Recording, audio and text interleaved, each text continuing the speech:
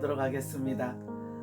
이 영상을 보는 우리 청년들 그리고 우리 성도님들은 이러한 질문에 어떻게 대답하실런지요?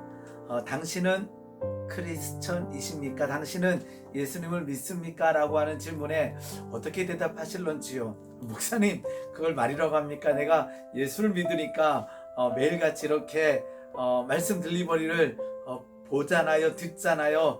이렇게 대답할 분들도 있을 것이고, 나는 크리스천입니다. 그래서 주일마다 예배 갑니다. 예배를 드립니다.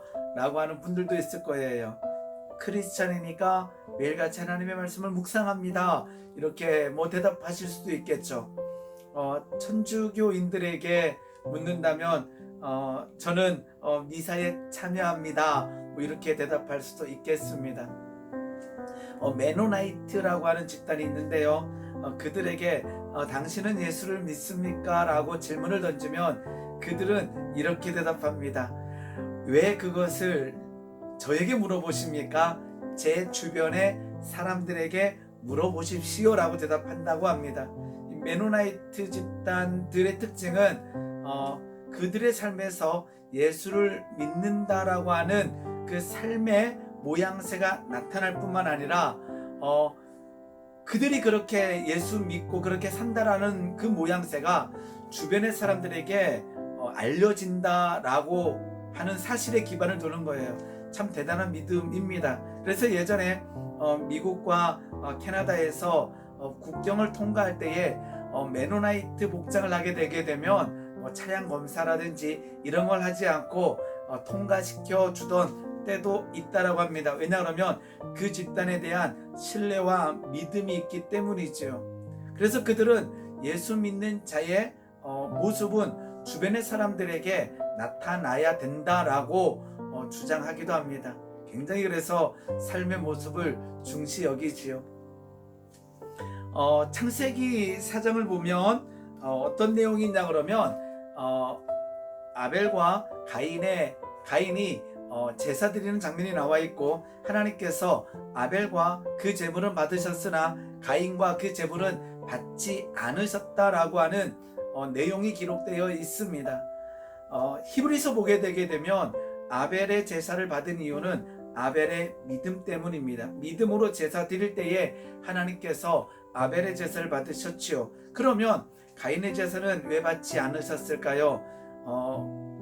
그 말씀대로 한다면 가인은 믿음으로 제사를 드리지 않았다라는 거죠. 그런데 창세기 4장 7절 말씀을 보게 되면 먼저 6절에서 가인이 안색이 변하지요. 왜냐하면 자신의 예배는 하나님께서 받지 않으셨기 때문입니다.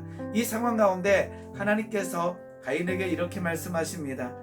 여호와께서 가인에게 이르시되 내가 분하여 함은 어찌 됨이며 안색이 변함은 어찌 됨이냐. 가인, 너가 분하고 너의 안색이 변함은 어찌된 일이냐라고 말씀하시면서 7절에서 내가 선을 행하면 어찌 낯을 들지 못하겠느냐.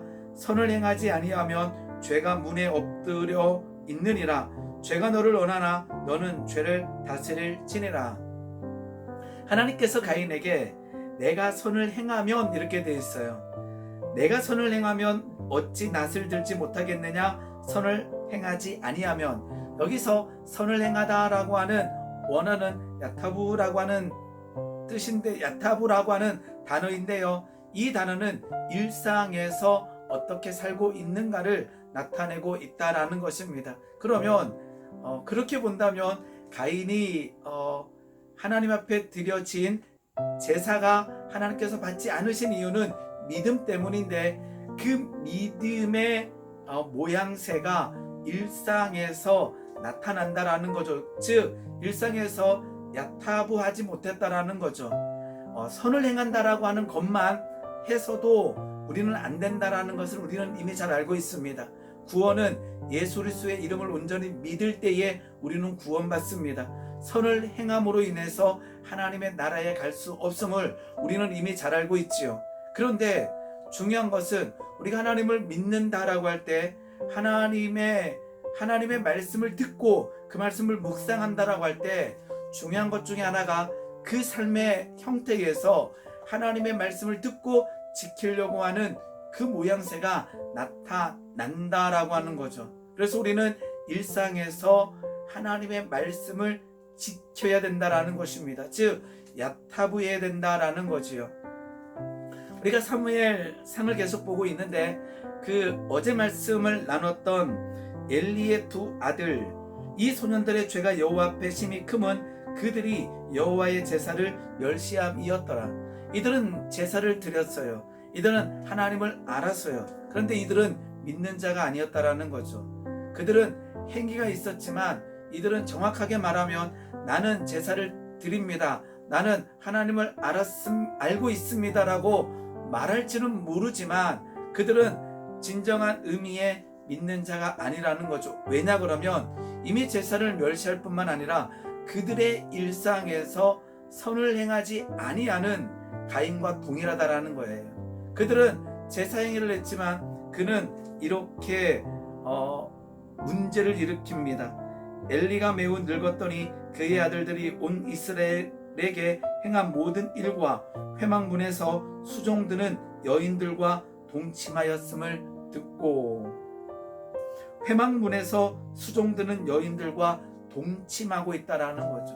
하나님을 알았지만 하나님 앞에 제사를 드리는 그 행위를 하고 있지만 그의 일상은 무너지고 있고 그의 삶의 형태에서 하나님이 원하시지 아니하는 삶의 형태를 살아가고 있다라는 것입니다. 우리가 믿는 자라면 우리의 일상에서 우리의 가정에서 믿는 자의 삶의 말과 행동이 나타나야 된다라는 것이지요. 그래서 엘리는요 이렇게 그 아들들에게 얘기합니다. 사람이 사람에게 범죄하면 하나님이 심판하시려니와 만일 사람이 여호와께 범죄하면 누가 그를 위하여 간구하겠느냐 하되 그들이 자기 아버지의 말을 듣지 아니하였으니 이는 여호와께서 그들을 죽이기로 뜻하셨음이더라. 이렇게 되어 있습니다. 오늘 이 말씀을 다시 나누면서 어제와 마찬가지로 그러한 생각을 해보게 됩니다. 하나님, 우리가 예배합니다. 하나님, 온라인이든 아니면 현장이든 하나님 앞에 예배합니다 할 때 하나님, 내가 이제는 예배 드린 이후에 나의 삶의 형태에서, 즉 일상에서 야타부 선을 행하는 일상이 되기 원합니다 라고 고백하며 결단해 보기를 소망합니다. 하나님께서는요 우리의 삶의 현장에서 성령의 열매를 맺기를 원하셔요. 그것은 무엇입니까? 이웃을 사랑하며, 그리고는 이 땅에서 하나님의 나라와 하나님의 의가 나타나는 그 모습에 내가 쓰임받고 우리가 그 현장에서 하나님의 말씀대로 살아내기를 하나님께서는 원하신다라는 것입니다. 그러면서 이제 엘리의 두 아들은 하나님께서 그들을 생명을 앗아가십니다. 그런데 하나님의 그 예배 드림이 회복되는 것은 하나님께서 끝나지 않는다라는 거죠. 2장 26절 보게 되면 아이 사무엘이 점점 자라매 여호와와 사람들에게 은총을 더욱 받더라. 엘리의 두 아들은 이제 죽어가지만 하나님께서는 또 예배를 사랑하고 하나님을 온전히 사랑하는 사무엘을 성장시키고 계시다라는 것입니다. 우리가 사무엘처럼 성장되기를 소망합니다. 하나님의 말씀을 듣는 거로 그치는 것이 아니라, 하나님 앞에 예배하는 거로 그치는 것이 아니라, 하나님 앞에서 사람들 앞에서 은총을 받아 성장되어 나가는 하루하루가 되기를 예수님의 이름으로 소망합니다.